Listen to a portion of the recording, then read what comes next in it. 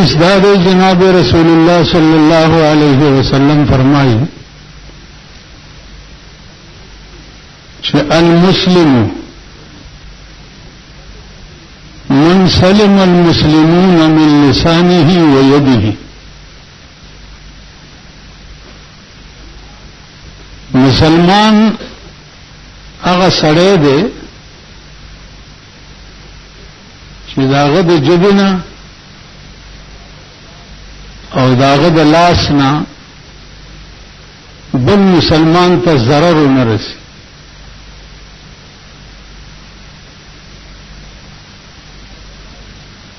علماء لیکي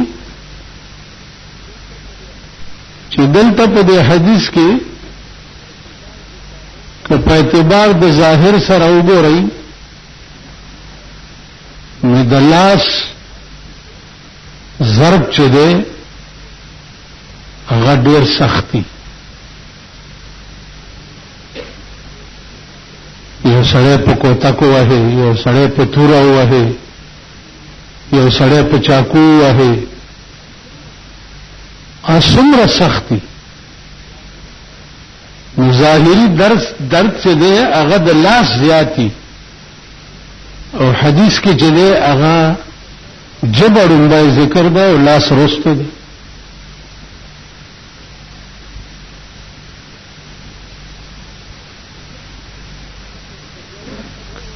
که په جوور نظر ورته وګورئ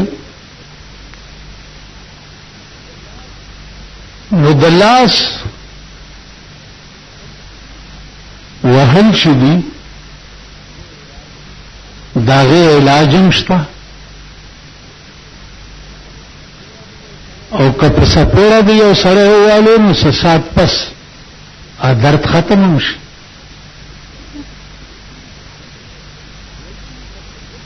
لیکن که په ژبه دی یو سړی ته کنځل وکړو بد رد دی وویل داسې لفظ دی ورته ووایي چې د هغه بې عزتي پې وشوه دا زخم عمر له نه جوړېږي.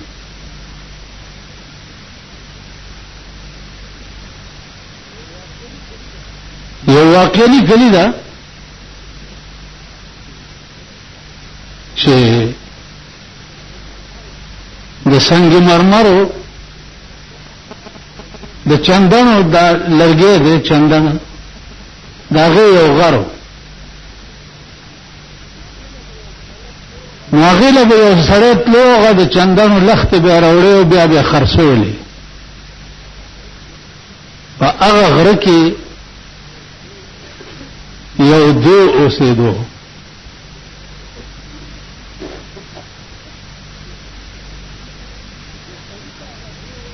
دې سړي ته هغه دی ویلې چې داسې چل دی بچا چې ستا او زما د نن نه اشنایي شوه راځه لرګي وړه او خرڅوی او ما سره یو لس منټه کښېنه خبرې اترې او ګپ شپ لګوه او بیا زه خپل کار کوم چې ډېره ښه ده. کال دوا پکې تیر شو دا د چندنو لختو والا بیمار شو څو ورځې غره ته رانغی چې غره ته رانغی نو دې دې خیال وکړو چې زما اشنا جوړي بیمار شوی دی ځکه نه راځي نو را روان شو کور ته راغی چې کور ته راغی جواب ورلېږلو چې ستا هغه د غره والا دوست راغلی دی راشي دا دی چې ورغی نو دی په کټ پروت او په کټ کې ورسره کېناستو چې څه ساعت تیر شو نو دا سړی ورته وایي چې ته داسې که دې بل کټ کې کېناستې نو ښه به وي وی چې ولی تا سره جخت ناسته وی تا نه مالا ستروش غلی بوی راځي نو ته په دې بل کټ کې کېنه ادیو هغه بل کټ کې کېناستو چې سات تیر شو نو بس دې اجازه ته وخت ولاړو دا سړی چې څورځې پس جوړ شو غره ته ورغه نو دې ورته وی چې رالي ولو جوړ شو زخم شو چې جوړ شو وکینه دلته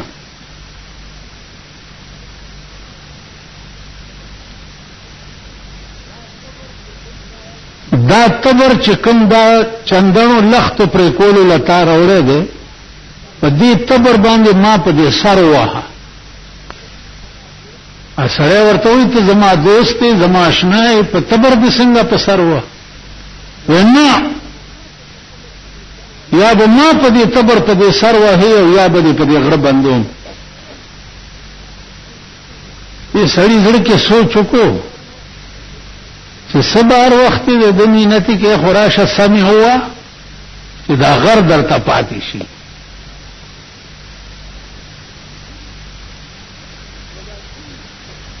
په دولاسي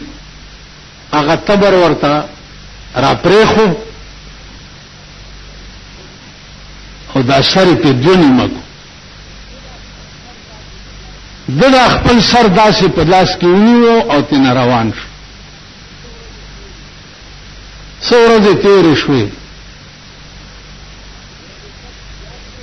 چې څو ورځې پس بیا دیو راغی چې ګوري نو هغه د سر زخمې ورغلی و او خشوی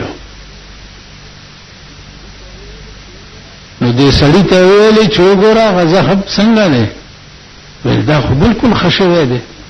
ویل ښه ویل ویل تا زه په تبر په سر والم او سر دې زما دو ځایه کو ا د تبر وهل هغه زخم ورغی که نه ویل او ویل ستا کور ته چې زه درغلی وم او تا ما ته ویلې چې تا نه ماله بوی راځي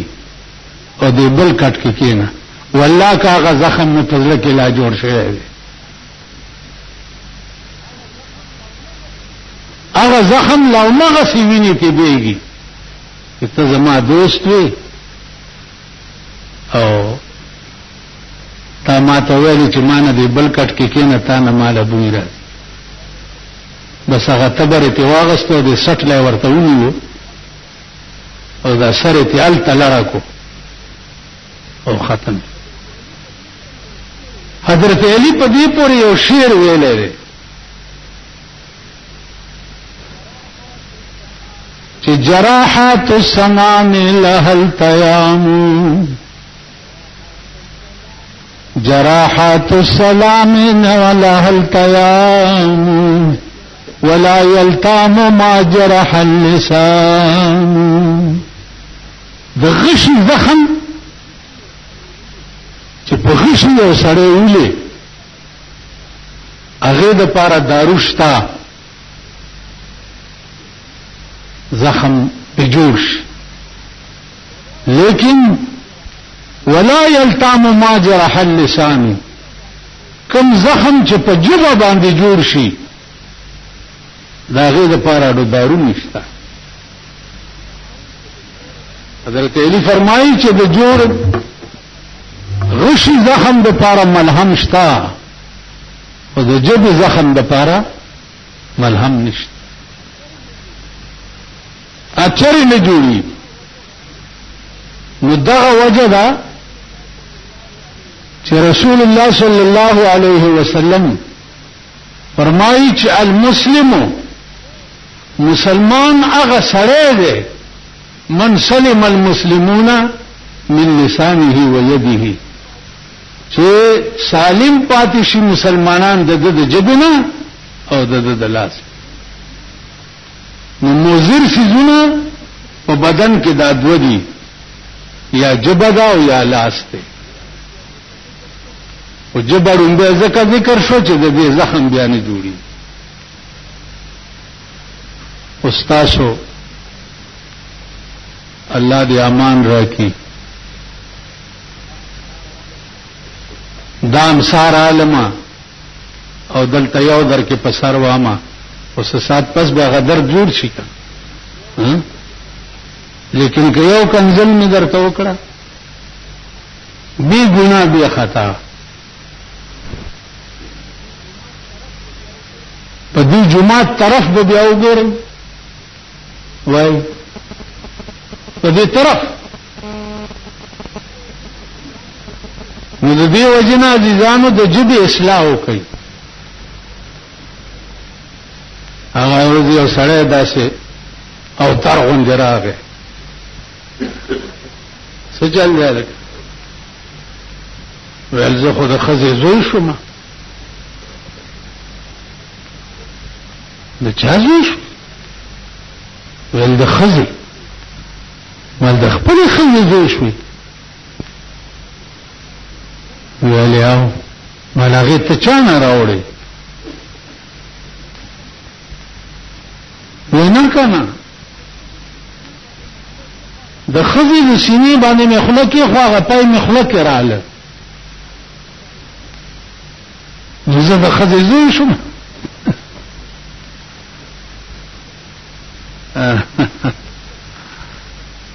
نو مالوس به څه کېږي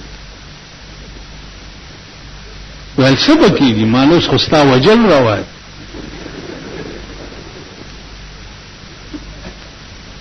او ټلیفون ته مې داسې لاس کوم چې ورګه چې پولیس راوغواړم چې په وخت د مړ کې قانون پاس شوی دی ویل نه یاره مینې رسکلي مالوس ته چرته پرېږدم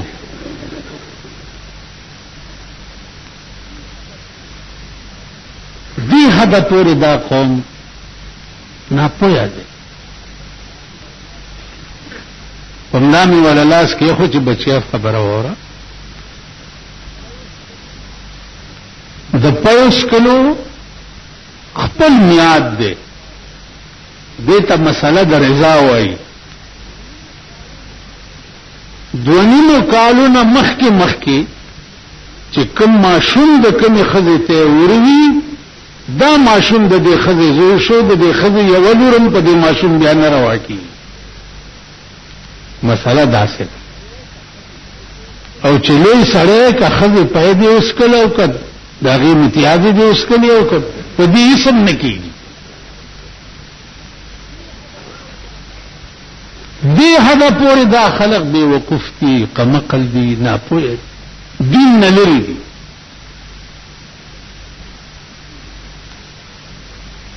دین نه لري هغه شپه مې یو سړي نه تپوس وکړو مالته خو ښه سړی دغه او په دې مې پوهېده چې ته څه وخت کې خدای ته ودرېږي نو اول څه ووایې وی الله اکبر ووایه ما الله اکبر سره په زړه کې څه اراده وکړي وی هغې نه خو نیم خبر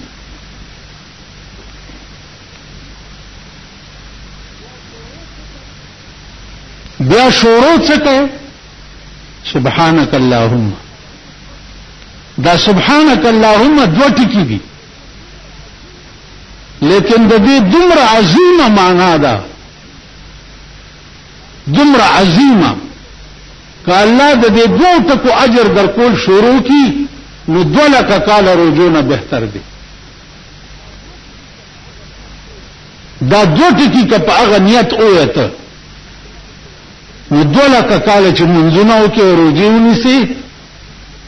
او دغه نیت ته الله تقبل شي نو دا ته بهتر دی صرف سبحانك اللهم نیت تړي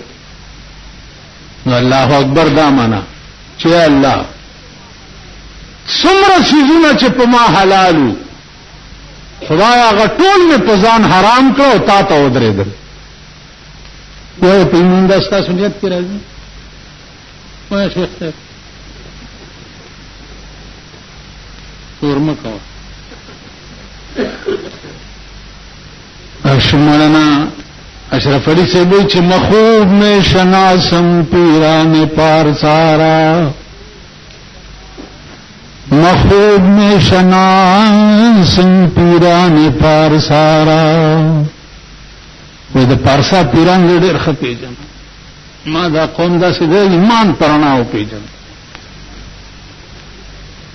رسول الله صلی الله علیه وسلم فرمایي چې جبا د لاس نه زیاته موزره ده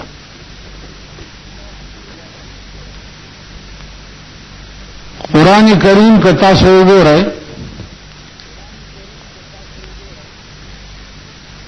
الله فرمایي قولوا للناس حسنا تاسو خلق سره چې خبرې کوئ نو خوږې خبرې کوئ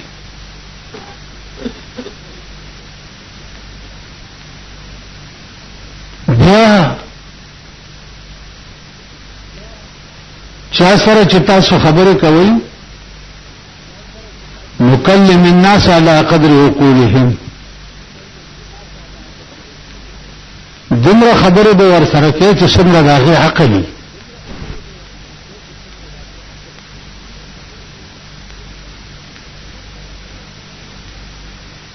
هر چا سره چې تاسو خبرې کوئ نو دومره خبرې به کوئ چې څومره د هغې عقل وي ځکه چې د هغه د عقل نه بالاتر خبرې ته ور سره وکړي نو هغه له به هم کار وګوري او ځان له به هم کار وګوري بل دا چې مجلس کې ناست دي او د خبرو دعوت چا نه درکړې نو خبره به نه کوي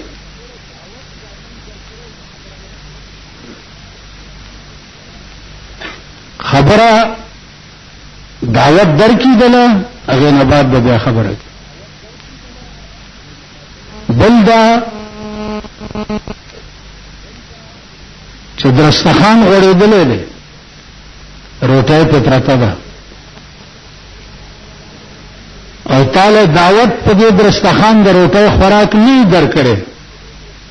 او ته په کې ناستې نو که بې عزته شوې نو بیا به د ځان ګناه ګڼې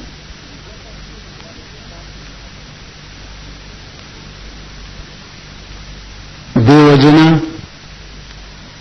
دا ټول آداب دي د اسلام دې ته به خیال کوئ دې ته به فکر کوئ دا هم آداب دي د اسلام بلار رواني او چاله د لاس ورکو نو لاس به داسې نه کوي چې د هغه لاس ونیسي او بس داسې خوځې خوځې خوځې خوځې چې د هغه په زړه کې ورسره درد دا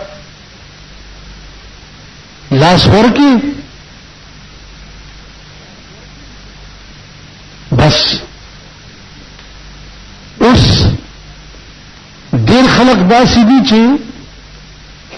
یو لاس ورکوي داسې ما نه چا پرون پوښتنه وکړه چې دا یو لاس ورکول څنګه شی دی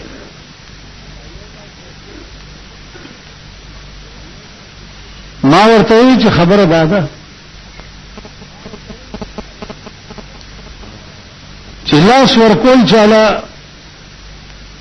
دا هم دغه تعلق سره تعلق لري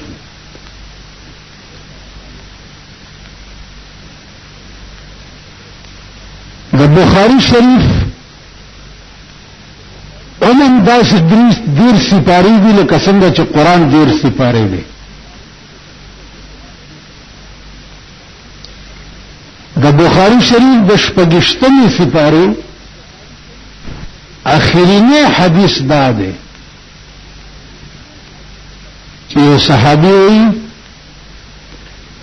چې ما رسول الله صلی الله علیه وسلم ته لاس ورکو نکفی بین کفی رسول الله صلی الله علیه وسلم زما لاس په دوارو لاسونو د جناب رسول الله صلی الله علیه وسلم کې یعنی زما لاس داغه په دوارو لاسونو کې پیغمبر ولا دوارو لاسونو ورکړي دوارو لاسونو ورکول چې دا علامه د تواضع ده او یو لاس ورکول چې دا علامه د غرور ده د انګريزانو شیوا تاسو وګورئ یا د انګريزانو پر کټی چې دي نو داغي سلام سلوټي او په یو لاس او یا لاسم چې ورکین یو لاس ولا ورکیو لاسه دغه غوندي کې ولاړی نازیزان دا ټول آداب دي اسلامی الله دې مونږ کې پیدا کی او خدای دې مونږ ته په دې باندې د عمل کولو توفیق راکړي نو ما حدیث دا غکړو چې مسلمان هغه سړی دی چې داغه د جبی او د لاس نه بل مسلمان ته ضرر نه رسي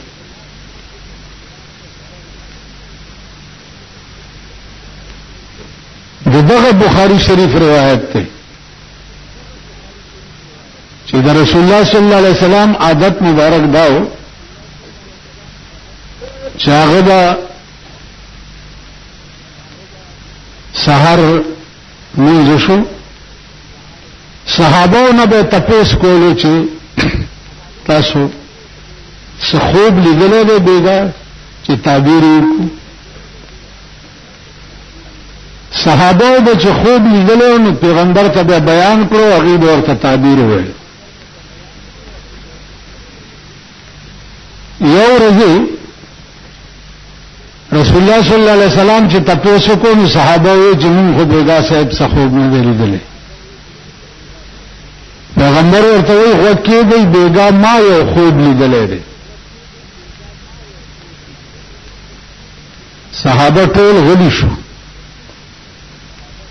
وی چې زه پروت یم او یو دو کسا راشي یو ما د یو لاس نه ونیسي او یو د بل لاس نه او روان نکي لار کی یو سړی ناست دی چې هغه بل سړی ورته ولاړ دی او د خولې ته د اور انګوري دي د اور پلاسونه دا د خولې ته داسې ورچي دا خوله ولشلي بیا دا خوله جوړیږي بیا ولشلي بیا جوړیږي بیا ولشلي بیا جوړیږي رسول الله صلی الله علیه وسلم فرمایي چې ما تاسو کو چې دا څوک دی چې په داسې سخت عذاب کې گرفتار دی و دوه کسان راته وي چې فنطلق مخکزا وی چې مخکې لاړم یو تنور دی چې پاغي کې خلی او سړی ګډ وډ پراته دي کله لمبي پاس وروړي او کله حقته یوسي کله پاس وروړي او کله حقته یوسي سرور کونین پښتنه وکړي چې دا شوډ وي اځه کا سبیا ورته وي چې فنطلق مخکزا چې مخکې لاړم یو د ویني او د زوی تلاو دی او یو سړی پکې پروت دی کله ډوبېږي کله روچتېږي هر طرف ته چې د وتو اراده وکړي دا تلاو نه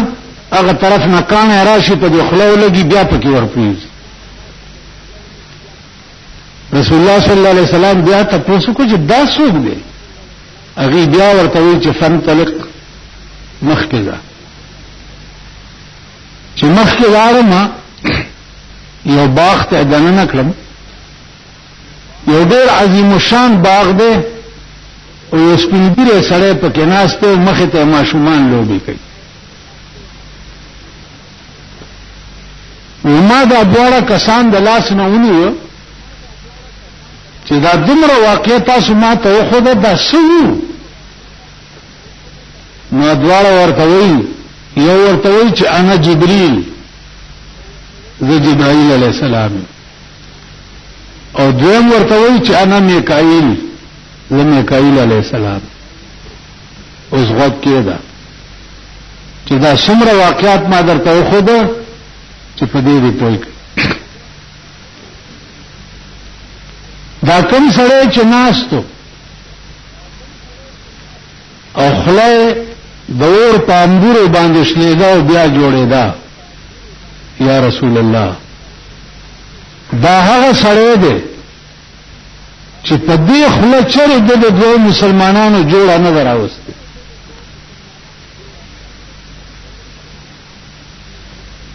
په دې خوله د چرې د مسلمان خیر نه دی غوښتی.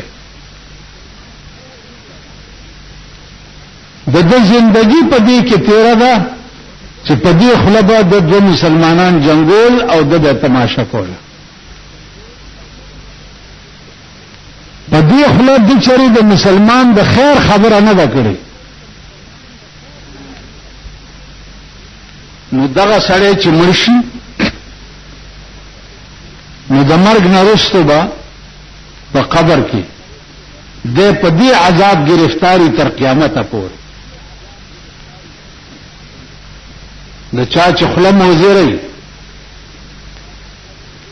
او په دې خوله د چا خیر نه غواړي، د مرګ نه وروسته به د قبر کې د په دې عذاب گرفتاری تر قیامته پورې. اوس سوچ وکړئ چې مونږه به د دې عذاب مستحق یو که نه؟ زمون کار څه دی؟ یو له غوږ نږدې کړی د شرارت خبره کړې، بل له غوږ نږدې کړی د شرارت خبره کړې،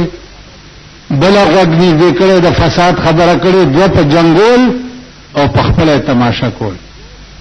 وای نن د ټول پاکستان د مسلمانانو دا حال دی که نه دی؟